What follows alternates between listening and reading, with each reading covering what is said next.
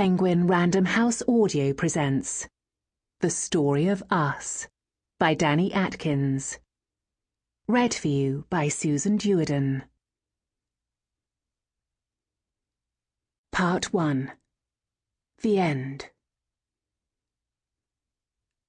You'd think a day when your whole life changes should be marked in some way. Bells should be ringing. Well, I guess they would be later. Maybe there should be lightning bolts or a thunderclap or two.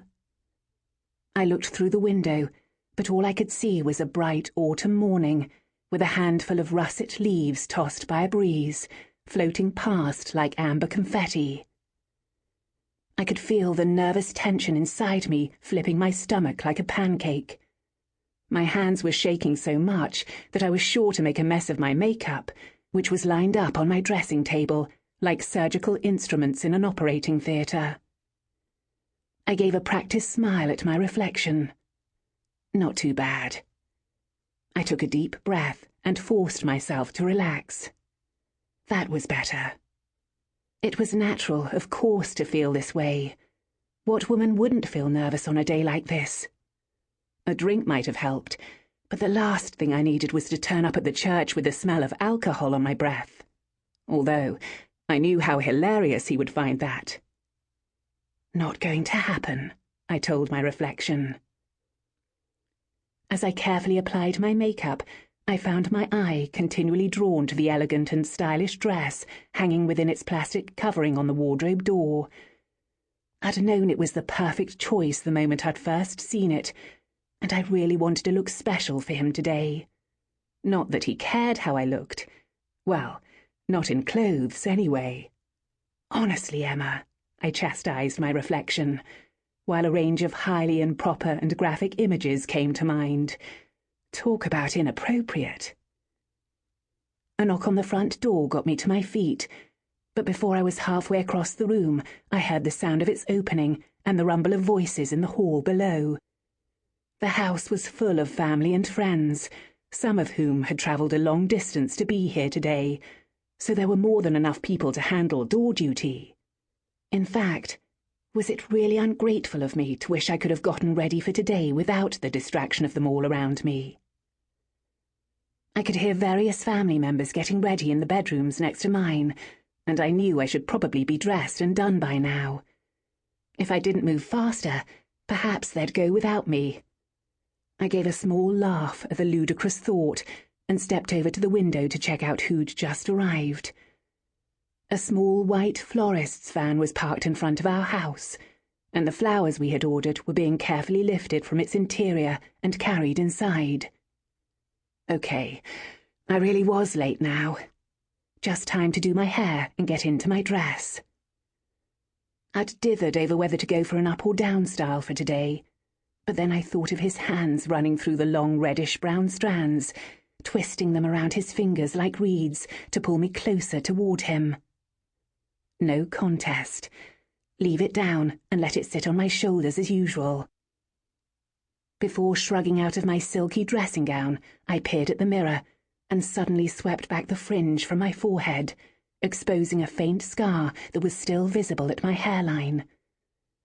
I ran a finger over the white, slightly raised skin and briefly closed my eyes in memory of how it came to be there.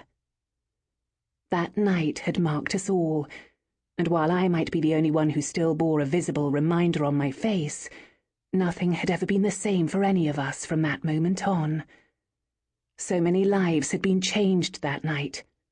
So many futures had been rewritten. I let my hair fall back into place as the mirror caught and bounced a comet-bright reflection of my engagement ring, bathed in a beam of autumn sunshine.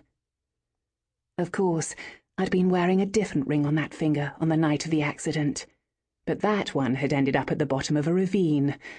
Long story. It was unfortunate, but not as unfortunate as falling in love with a mysterious stranger had been. I'd read every wedding magazine and book going, but none of them seemed to cover that particular thorny issue.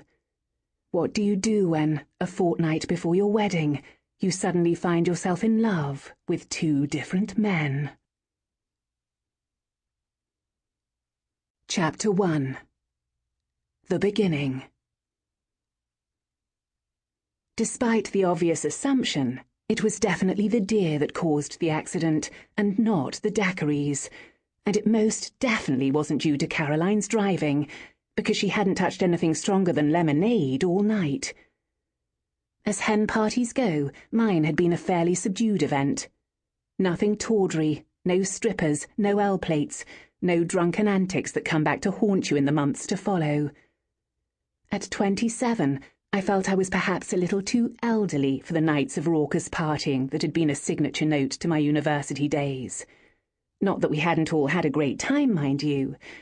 A group of 10 of us had spent an indulgent girly day at a luxury spa hotel, and then, pampered, massaged, and moisturized to within an inch of our lives, we'd moved on to the hotel bar, which, allegedly, served the best cocktails this side of Manhattan.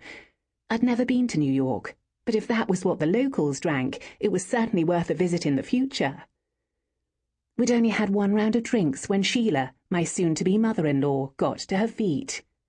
"Oh, don't say you're leaving already," I cried in disappointment.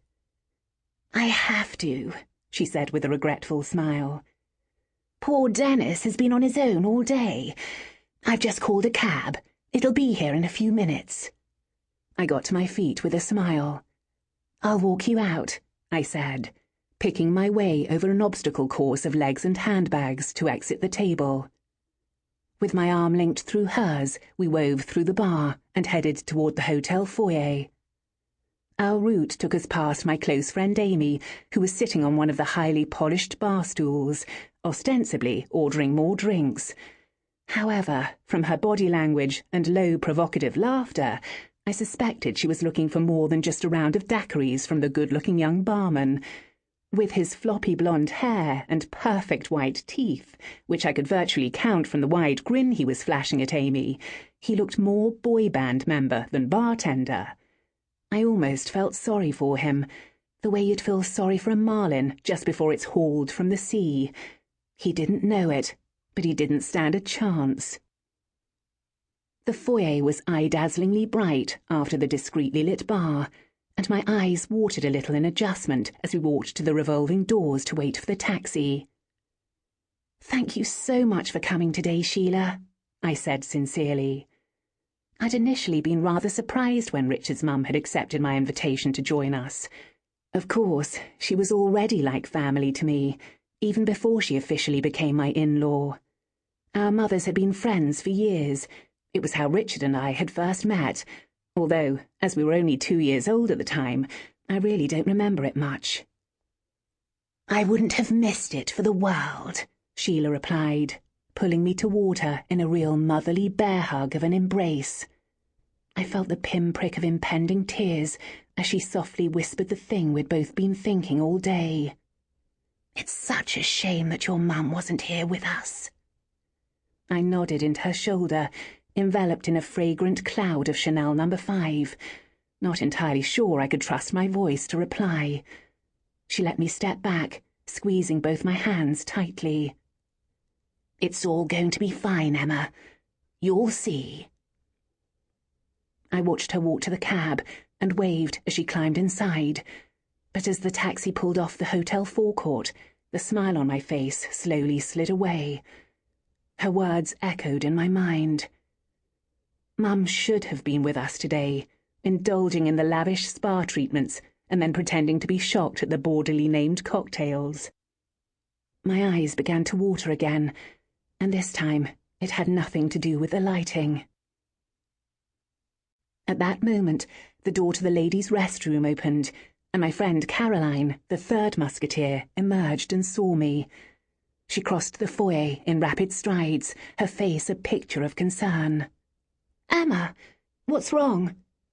"Nothing. I was just saying goodbye to Sheila."